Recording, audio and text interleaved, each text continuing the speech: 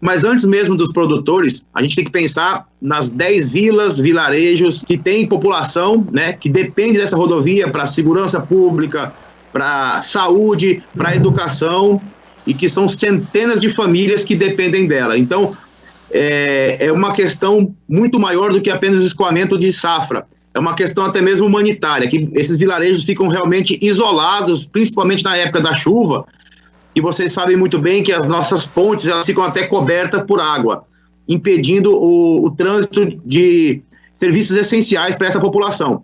Então, a gente vem batalhando há muitos anos e com a força do agro, e todo mundo sabe da importância do agro, das fazendas que compõem essa região, que emprega basicamente 90% da população que mora no entorno das fazendas.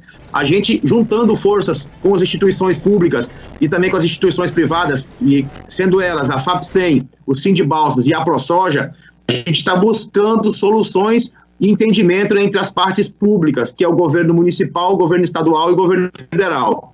A gente buscou diversas reuniões, tratando pessoalmente com ministros de infraestrutura, ministro de turismo, também com diretorias de órgãos como o DENIT, que é o responsável por rodovias federais, e a gente conseguiu chegar num ponto em comum de que passar realmente essa BR-324, literalmente, a condição federal. Por que eu digo isso? Porque há uns anos atrás, se eu não me engano, em 2008, foi feito um decreto estadual que essa era uma rodovia desse trajeto de a Ribeiro Gonçalves também era uma rodovia estadual, até mesmo denominada MA 378. Então, nessa semana, a gente teve uma excelente reunião entre essas entidades que a gente está chamando de Proagro, que é Balsas, a representantes do Estado, entre eles estava o secretário Simplício e também prefeitos da região, e nessa reunião presencial estava o prefeito Dr. Eric de Balsas,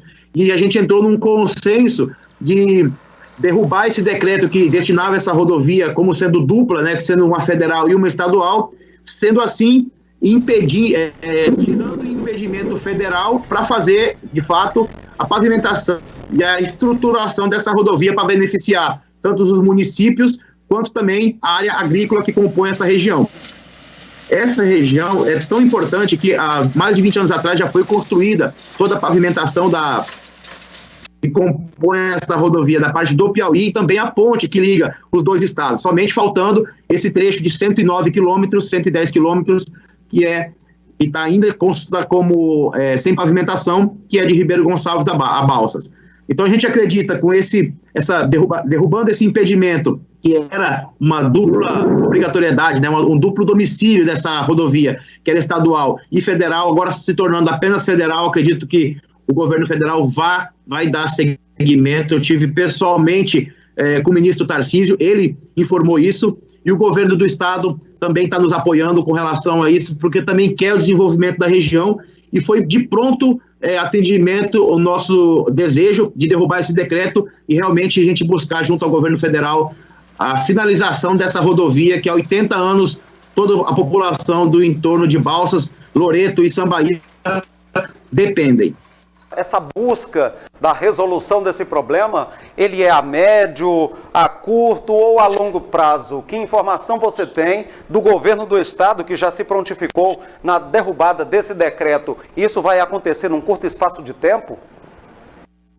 Eu acredito que a curto prazo, eu estou muito confiante com isso, tanto que o governo do estado já voltou a pavimentação da MA 006, já está com 2 frentes de serviço e está buscando contratar a terceira, e também já voltou a pavimentação da rodovia que liga Balsas a Batavo, e acredito eu também dessa rapidez na baixa desse decreto mostra a vontade do governo estadual. Falando do governo federal, eu tive pessoalmente há 23 dias atrás com o governo federal numa reunião específica para tratar sobre esse assunto do desenvolvimento do sul do estado, com o ministro Tarcísio e com o Santos Filho, que é o general Santos Filho, que é diretor do DENIT, e eles prontamente se mostraram interessados em fazer, ainda dentro desse governo, a iniciação da pavimentação da BR-324, desde que não tenha impedimento por conta desse decreto da MA. Então, com a liberação desse decreto da MA 378, se tornando apenas uma BR, Com certeza, o presidente Bolsonaro, junto com seus ministros, principalmente o ministro de Desenvolvimento de Infraestrutura, que é o ministro Tarcísio, pelo que eu escutei da boca dele, ele tem esse interesse a curto prazo de trazer esse desenvolvimento para a nossa região. A família de vocês na verdade, produz naquela região. Fala para a gente quais são os prejuízos que essa BR, ainda nas reais condições que todos nós maranhenses conhecemos, trazem, de fato, para o agronegócio. O pior dos prejuízos é justamente na população que mora no entorno, que praticamente 90% do pessoal que mora lá trabalham nas fazendas. E todo mundo depende, a sua família depende de saúde, a sua família depende de segurança pública, a sua família depende principalmente de educação para os seus filhos. Então, o pior prejuízo que tem nessa rodovia ter essa dificuldade que em certos pontos do ano ela fica intransitável, ela só não se torna intransitável por conta dos produtores que se reúnem e com seu próprio recurso, com suas próprias máquinas, fazem a recuperação dessa rodovia. Isso desde 84, quando a gente começou, sempre foi feito assim. Então, o maior prejuízo é esse. Além de custos elevadíssimos com a colocação de insumos nas fazendas, que é primordial para a produção, e também o escoamento da produção, que se torna absurdamente caro. E esse valor acaba se transformando na prateleira do supermercado que a população consome. Então, com o beneficiamento dessa rodovia, beneficiamento dos produtores rurais e da população, vai ficar barato o alimento na gôndola do supermercado. Vai beneficiar todos, inclusive aqueles que não dependem exclusivamente do agro.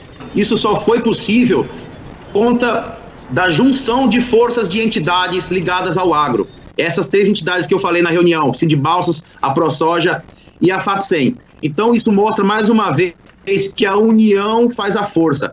E a união da população, juntamente com o agro, vai trazer benefício para todos na região. Então, pessoal, se alinhem ao agro, se alinhem à agroindústria, se alinhem também aos comércios, e isso tudo vai trazer benefício para todo mundo. Obrigado pela oportunidade.